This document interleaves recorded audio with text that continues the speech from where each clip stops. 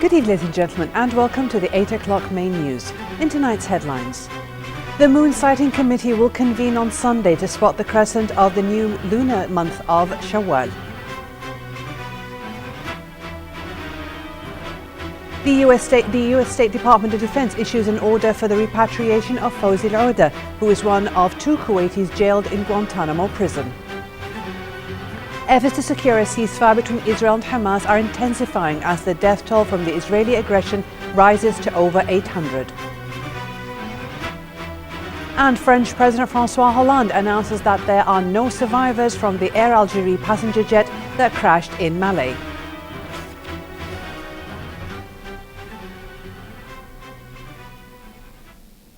The Ministry of Justice announced that the Moon Sighting Committee will convene at 7:30 p.m. on Sunday at the Kuwait Institute for Judicial and Legal Studies to spot the crescent of the new lunar month of Shawwal.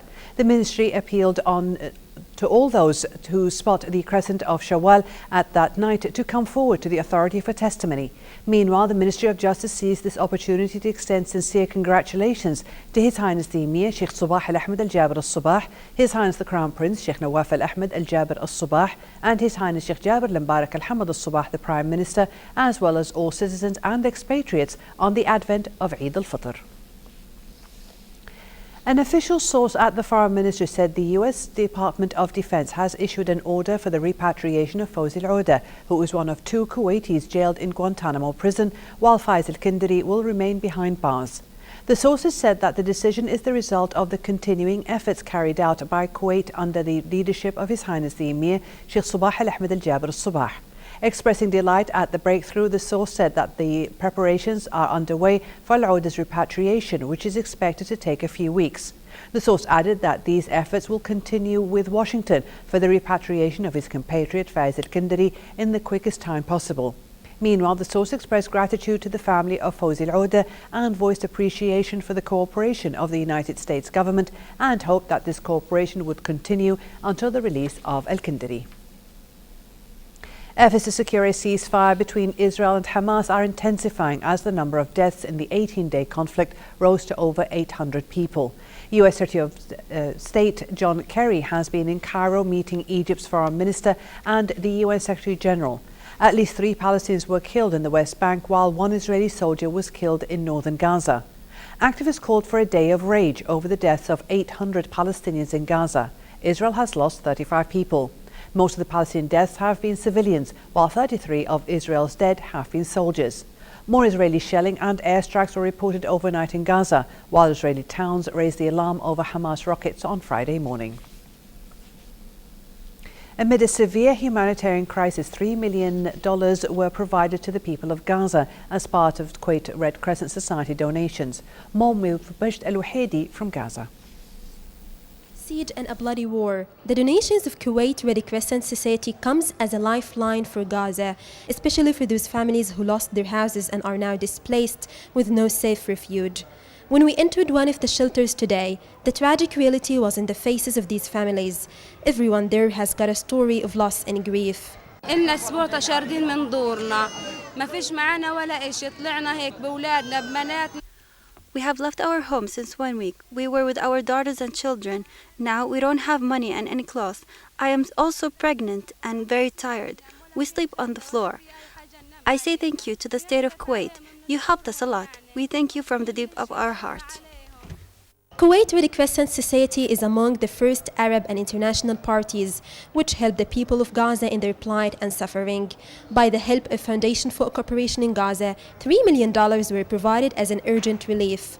Meanwhile, an essential supply of fuel and other supplies was granted to a central hospital, which has a shortage of supplies and medicines. Yeah, actually we're here today to try to help the people, the internally displaced people, according to the incursion and according to the assaults that has been happening during the last 20 days. We are here to support our people. That's under the nation of the Kuwait Red Crescent Association and the support of the Kuwait State of Kuwait.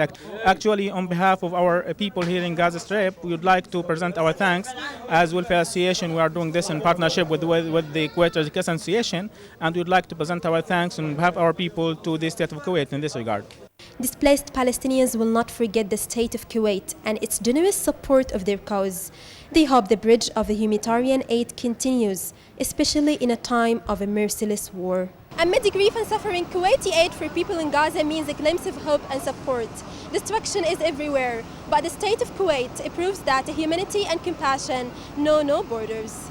Majlou Haidi, Kuwait TV, Gaza. Municipality workers began a clearing up operation today after a double bombing in central Baghdad yesterday killed at least 21 people and wounded 33 others, hours after lawmakers elected the country's new president. Police said the bombs went off minutes apart near a restaurant in the busy commercial Karada neighborhood as people were gathering to break their daily fast for the month of Ramadan. Iraqi lawmakers elected Fuad Massoum, a veteran Kurdish politician, yesterday to replace long-serving Jalal Talabani as the country's new president in the latest step towards forming a new government. A Jordanian military official said Jordan's Air Force shot down an aerial target near the Syrian border today, while witnesses said the object was a drone. It wasn't immediately clear where the object came from, but there have been reports of intense fighting in the southern Syrian province of Daraa that borders Jordan. The official said the incident occurred around dawn, adding that the target was followed by Jordan's Air Force and shot down over an empty area in the province of Mafra.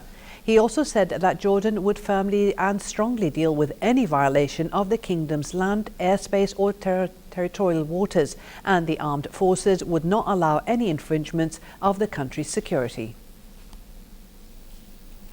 French President François Hollande announced today that there were no survivors in the crash of the MD-83 aircraft, which disappeared from radar less than an hour after it took off from Burkina Faso for Algiers. Hollande said the Air Algérie plane flying with 51 French citizens aboard has been found last night at Gossi, east of Malé, near the border with Burkina Faso, with no survivors. The plane had requested permission to change course due to bad weather. Speaking after a crisis meeting, Hollande also announced that one of the aircraft's 2 black boxes has been found in the wreckage and is being taken to the northern Malay city of Gao. Hollande also said a military unit had been sent to secure the site in the rest of northern Malay, where an Air Algérie plane owned by Spanish company Swift Air and leased by Algeria's flagship carrier crashed with a loss of 116 people. Officials said today that Taliban insurgents intercepted 2 minibuses travelling through central Afghanistan and killed at least 14 passengers overnight. One survivor of the attack said armed men stopped the buses and separated the passengers into 2 groups before opening fire. 3 women and a 3-year-old child were among those killed. Local officials in the remote mountainous province of Ghor said most of the passengers were from the ethnic Hazara minority, but that could not be independently verified.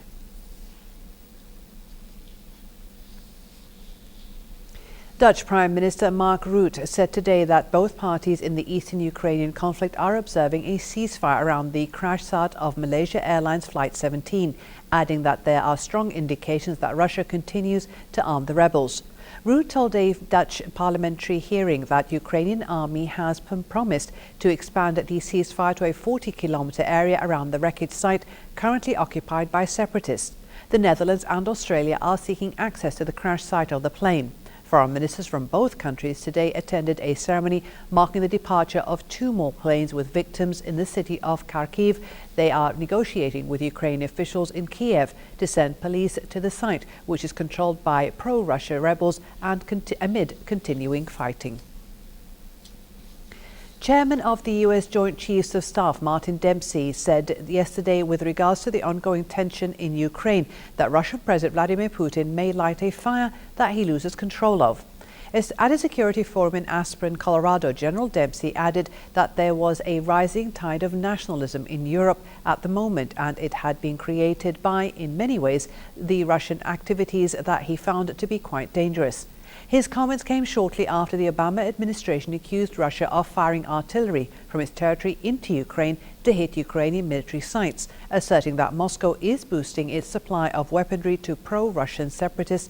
General Dempsey also addressed the issue of talks with NATO allies about increasing their capability and readiness.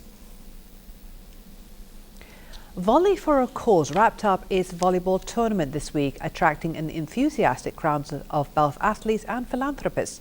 With teams names like lung cancer and melanoma, the campaign seeks to educate participants on the numerous ribbon colours representing various types of cancer, raising both support and awareness for a large variety of cancer-fighting organisations.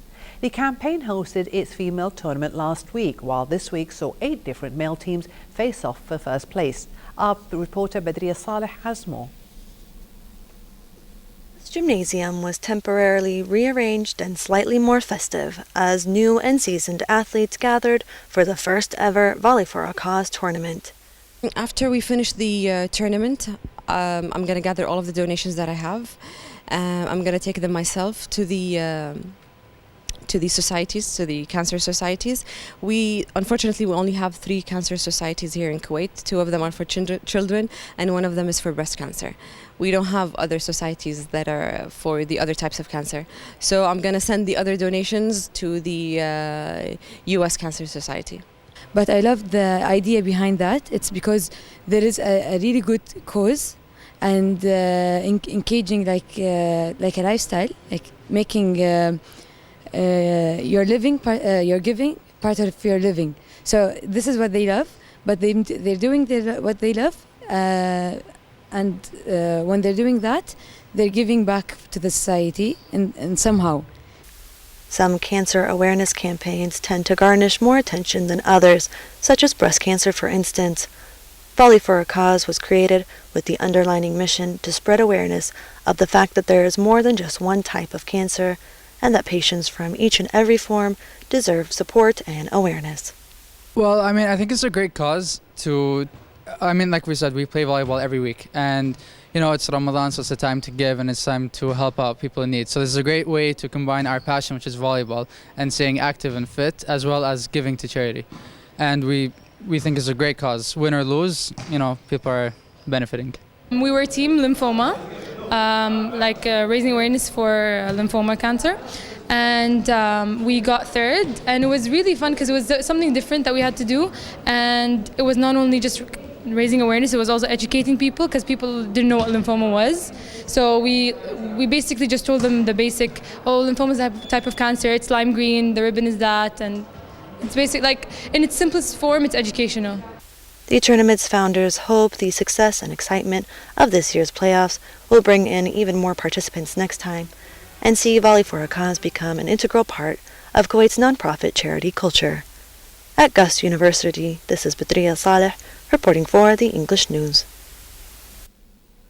For a chance to see our reports again, please visit our YouTube channel at MOI Kuwait News. And to recap tonight's news, here are the headlines once again. The Moon Sighting Committee will convene on Sunday to spot the crescent of the new lunar month of Shawwal.